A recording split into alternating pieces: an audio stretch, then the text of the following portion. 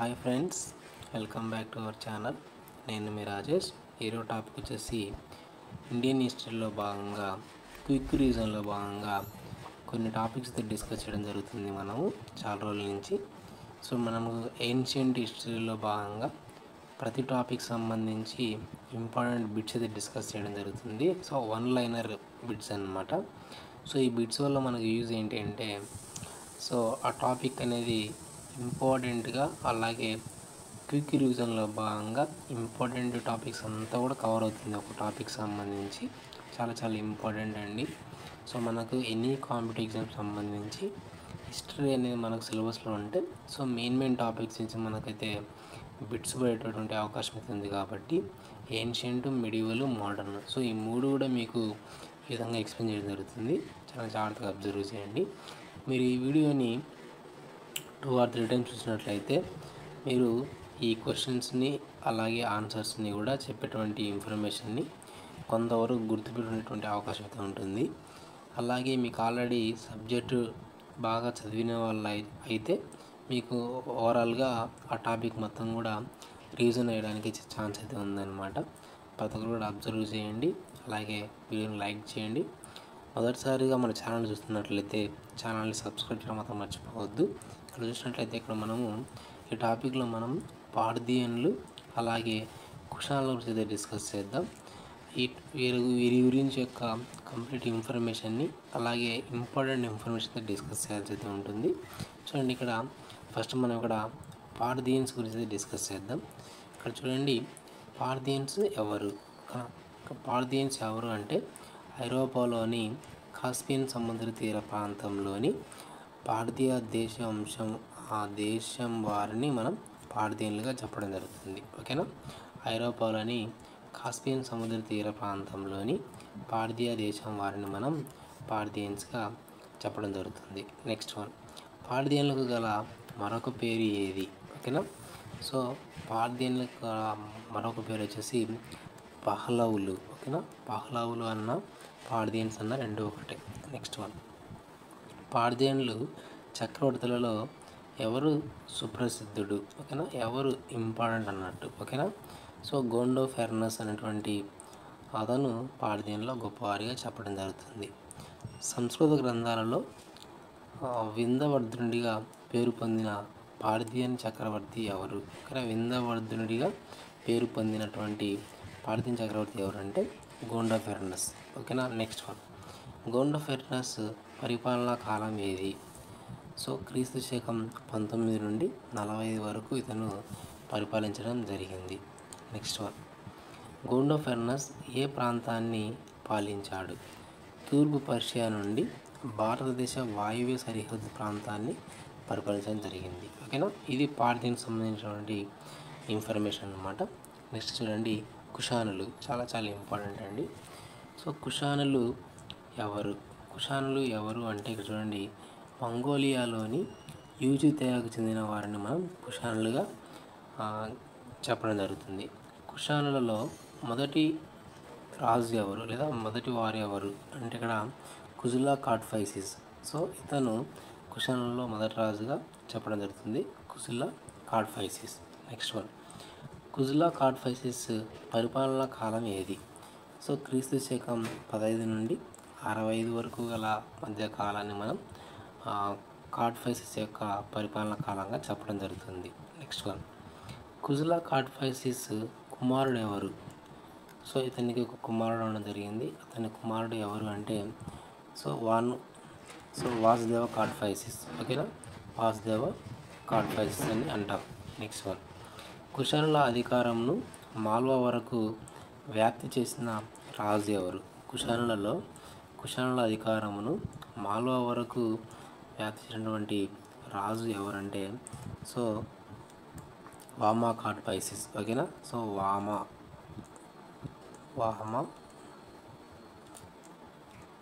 కాడ్ఫైసిస్. ఓకేనా? Next one, so van కాడ్ఫైసిస్ లేదా వామా కాడ్ఫైసిస్ బిరుదులు ఏమి? దీని యొక్క బిరుదులు వచ్చేసి రాజాతిరాజా, మహేశ్వరుడు, రక్షకుడు. సో ఇవి అతని యొక్క అంటే వామా కాడ్ఫైసిస్ యొక్క బిరుదులు అండి. రాజాధిరాజ, మహేశ్వరుడు, రక్షకుడు. Next one.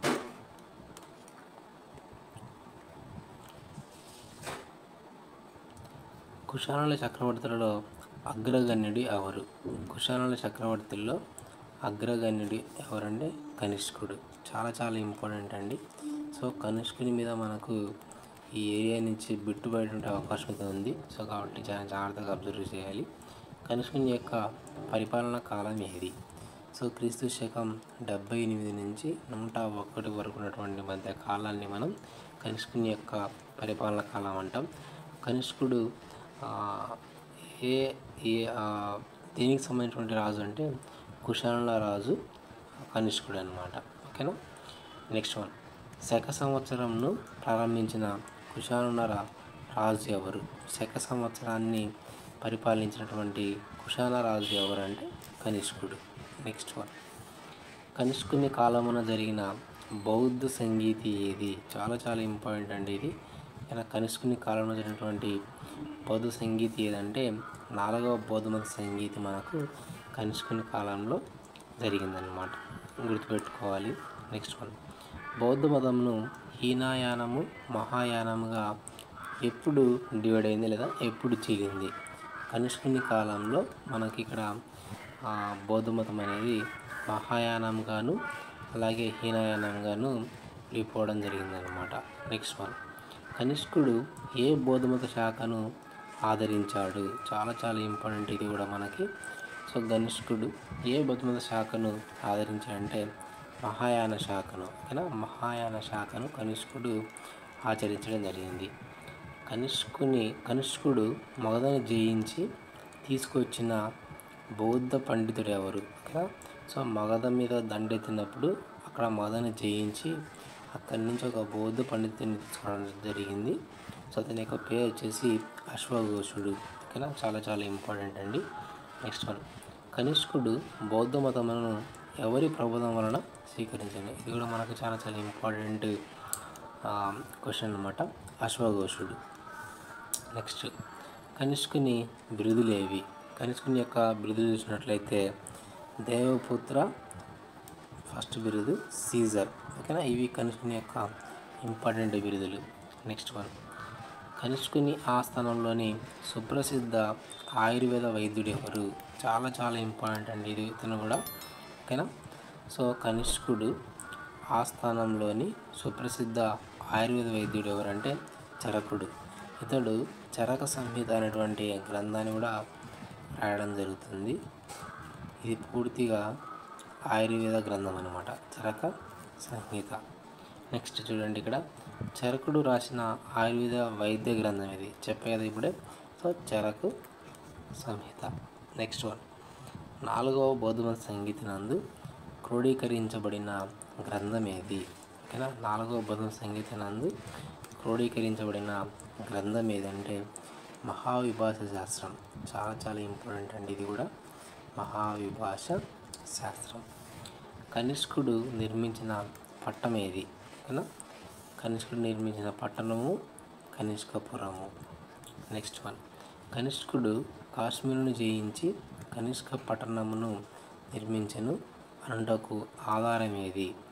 సో అసలు కనిష్కుడు కనిష్క నగరాన్ని నిర్మించినట్టుగా ఆధారం ఏదంటే కల్హనుడు రచించినటువంటి రాజతరంగిణి గ్రంథంలో ఈ ఇన్ఫర్మేషన్ అయితే ఉంది. కనిష్కుని రాజధాని ఏది? కనిష్కుని యొక్క రాజధాని వచ్చేసి పురుషపురం లేదా పెషావర్. సో ఇది మనకు అప్పటి కాలంలో కనిష్కుని యొక్క రాజధానిగా చెప్పడం జరిగింది. కనిష్కుని ఆస్థాన కవి ఎవరు? కనిష్కుని యొక్క ఆస్థాన కవి వచ్చేసి అశ్వఘోషుడు. ఈ అశ్వఘోషుని కనిష్కుడు సో మగధను జయించినప్పుడు అక్కడిని తీసుకురావడం జరిగింది. ఈ కనిష్కుని ప్రేరణ వల్లనే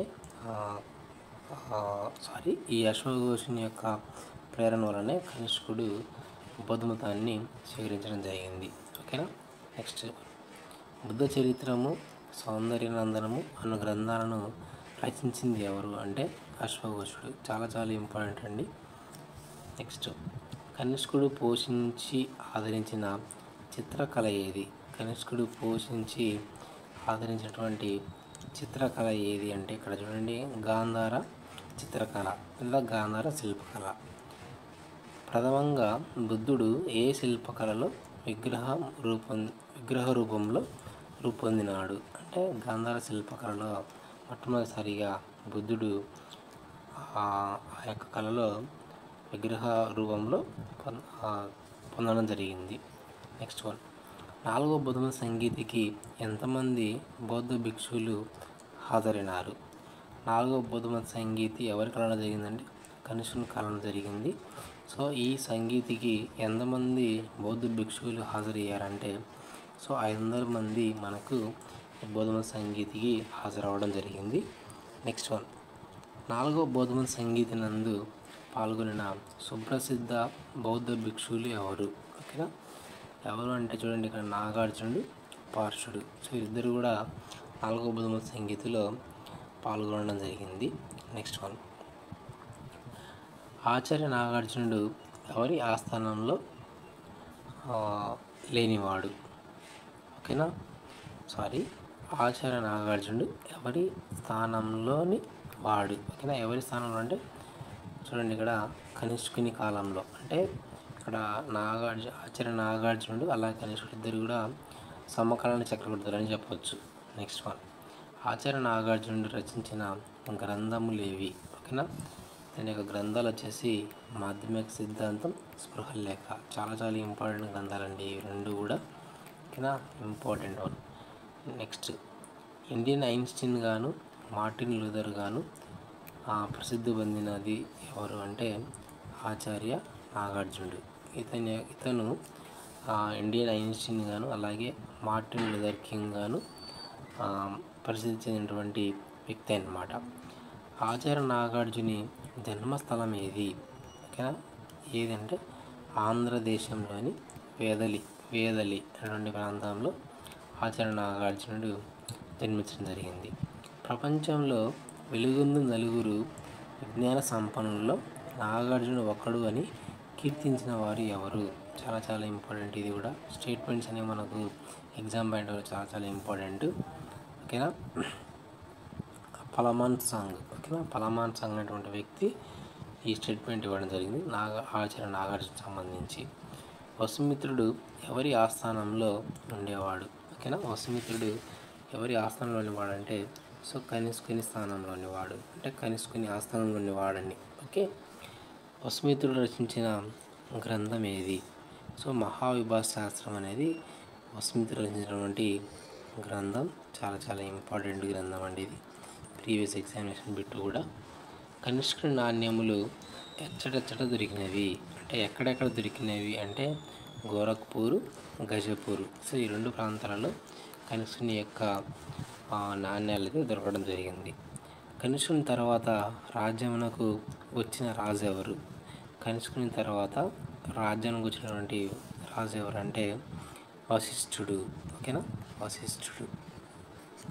నెక్స్ట్ వన్, రెండవ అశోకుడు అని ఎవరిని పిలిచేవారు? రెండవ అశోకుడు అని ఎవరిని పిలిచేవారు అంటే కనిష్కునికి రెండవ అశోకుడు బిరుదు కూడా ఉంది. కనిష్కుని మనం ఇక్కడ రెండవ అశోకుడిగా పిలవడం జరుగుతుంది. కనిష్కుడు ఎక్కడ కొయ్యతో 13 అంతస్తులు కలిగిన గోపురం నిర్మించను? చాలా ఇంపార్టెంట్ ఇది. ఎక్కడ అంటే పురుషపురం. ఇక్కడ కనిష్కుని రాజైనటువంటి పురుషపురంలో అతను కొయ్యతో 13 అంతస్తులు కలిగిన గోపురంను నిర్మించను. ఓకేనా, ఇది మనకు పార్థియన్లు అలాగే కుషాన్లకు సంబంధించినటువంటి కంప్లీట్ ఇన్ఫర్మేషన్. ఇవి బిట్స్ మీకు టాపిక్ అనేది క్విక్ రివిజన్ అవ్వడం కోసం, ఓకేనా, కుషానులు, ఓకేనా, క్విక్ రివిజన్ అవ్వడం కోసం అయితే ఉపయోగపడుతుంది కాబట్టి ఈ బిట్స్ చేయడం జరుగుతుంది. ప్రతి టాపిక్ సంబంధించి కొద్ది లేట్ అయినా సరే ఖచ్చితంగా మీకు వీడియో రూపంలో ఇవ్వడం జరుగుతుంది. ఇలాంటి అప్డేట్స్ కోసం ఛానల్ సబ్స్క్రైబ్ చేయండి. Thank you for watching.